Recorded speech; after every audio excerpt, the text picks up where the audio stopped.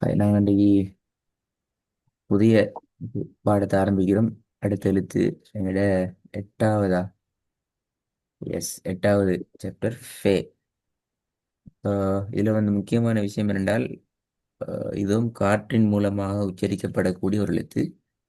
ரெண்டாவது, கீழ் நோக்கி இது சவுண்ட் போகும். மூன்றாவது, எஃப்ட உச்சரிப்பு வரும். ஃபே என்று வரும், ஃபா என்று போகாது. ஃபே என்று கீழ் நோக்கி வரும், ஃபா என்று மேல் நோக்கி போகக்கூடாது. கொஞ்சம் ஓதும் போ. பிஸ்மில்லா.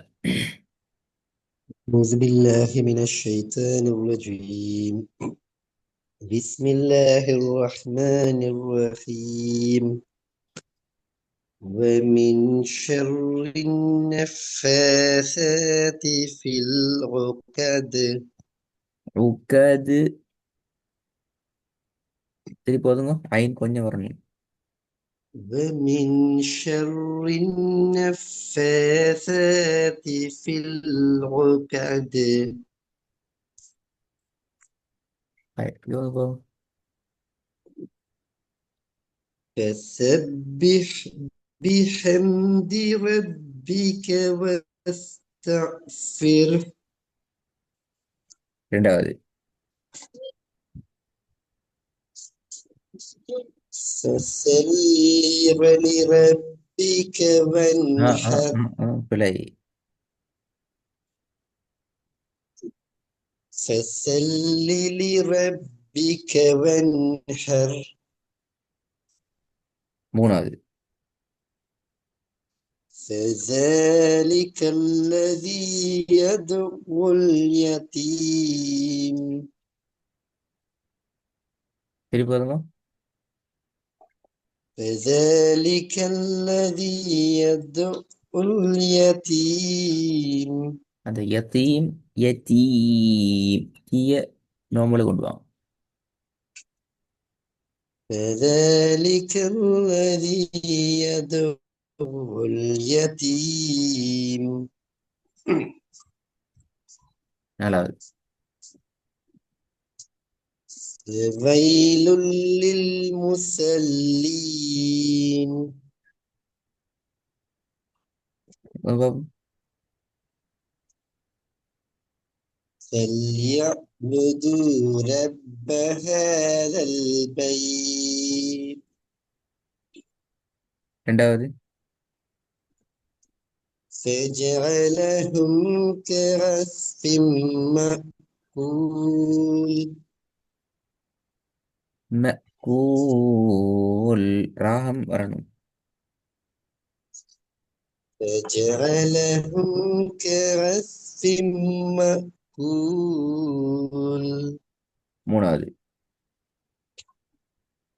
فأما من ثقلت موازينه. இந்த சகுலத் நாக்கு வெளியே வர்றது சேட சவுண்ட் போதாது. சகுலத். சகுலத் காற்றின் மூலமாக தான் இந்த எழுத்து உச்சரிக்கணும். فأما من ثقلت موازينه. சேதானி. சே சவுண்ட் வரக்கூடாது. எஸ்ட சே சவுண்டுக்கு போகக்கூடாது. சகுலத். சகுலத். சகுலத் நாக்கு கொஞ்சம் வெளிக்கு வந்துச்சுண்டா சேட சவுண்ட் வரும். நாக்கு எங்கட பற்களுக்கு உள்ள இருந்துச்சுண்டால் சேட சவுண்ட் வரும். சகுலத். சகுலத். இது நாக்கு வெளியே தானே வரணும். எஸ், வெளியே வரணும், காற்றோடு வரணும். காற்றோட சகுலத். فأما من ثقلت موازينه. ஓகே. ஓகே, நாலாவது. فأمه هاوية. பெரிய ஹாக்கு நிப்பாட்டணும். ஹேவிய. இந்த ஹா சரி, இடையில வர ஹா சரி, இந்த இறுதியில வர ஒரு ஹார்ட சவுண்ட்ல நிப்பாட்டணும், அது மாறணும். فأمه هاوية. ஆ, ஐந்தாவது. ولسوف يعطيك ربك فترضى. இன்னும் கொஞ்சம் யோ தீய அந்த வாய்ப்புள்ள யோ துய் என்று மாத்திக்கொண்டா சரி. யோ துய். ولسوف يعطيك ربك فترضى எவ்வளவு பாவம்?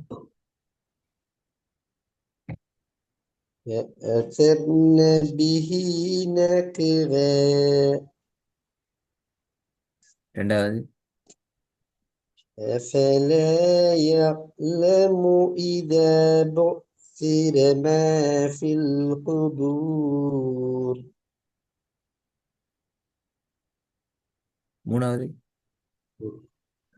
فمن يعمل مثقال ذرة خيرا يره ம். நாலாவது. وإلى ربك فارغب ம், ம், ம், ம். وإ- புரியுது. ம். وإلى ربك فارغب ஐந்தாவது. وما تفرق الذين أوتوا الكتاب ம். நீட்டினது சரி. நிப்பாட்டு நேரம் பாக்கு சுக்கூனை வச்சு நிப்பாட்டுறதால அந்த பாவை கலக்கி நிப்பாட்டுங்க. ஊத்துல் கிதாபு.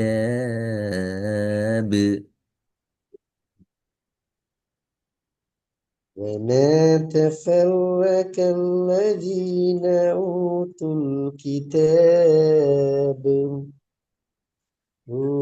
الكتاب إلا من بعد ما جاءتهم ம். البينة அத்து ஹூமுல் என்று தாவ கலக்கிறதும் பெல, பையினா மட்டும் தனியாக வர்றதும் பெல. அத்து ஹூமுல் பையினா அந்த ஓதலும் பெல. வசனத்தை பேலன்ஸ் பண்ணி நிப்பாட்டி கொண்டா சரி.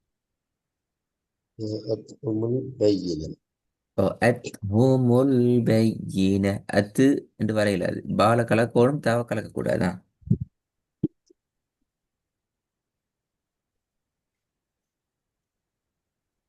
فما تفرق الذين أوتوا الكتاب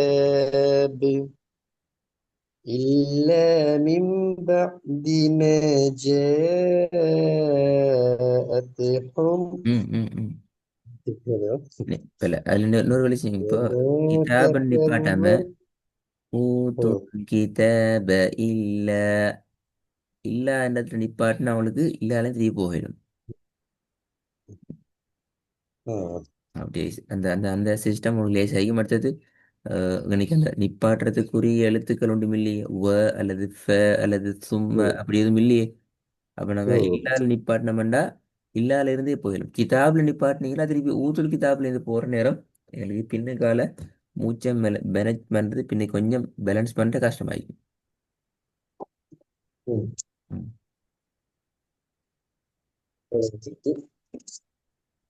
وما تفرق الذين أوتوا الكتاب إلا من بعد ما جاءتهم البينة ஆ இல்லை இதை ஒதுப்போம். سلام هي حتى مطلع الفجر திருப்பி ஒதுங்க. سلام هي حتى مطلع الفجر ரெண்டாவது. فليدع ناديه மூணாவது. ثم رددناه أسفل سافلين நாலாவது.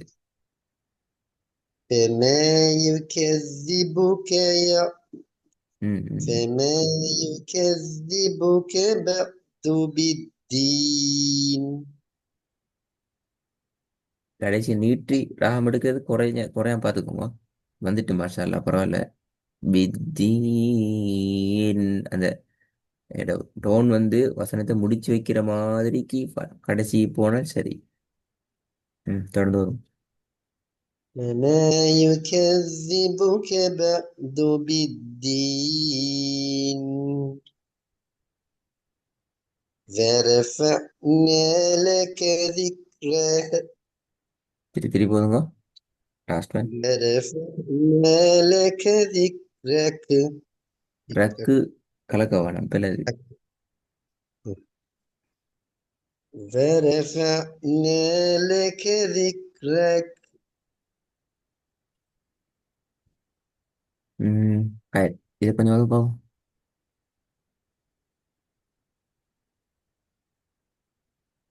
فالفارقات فرقا பல் முதலாவது ஃபா மட்டும் மாறிட்டு மற்ற ரெண்டும் ஒரே வடிவத்துக்கு வருது. மூணு மூன்று இருக்கும். ஃபெல் ஃபேரி ஃபே ஃபே ஃபே. ஆ.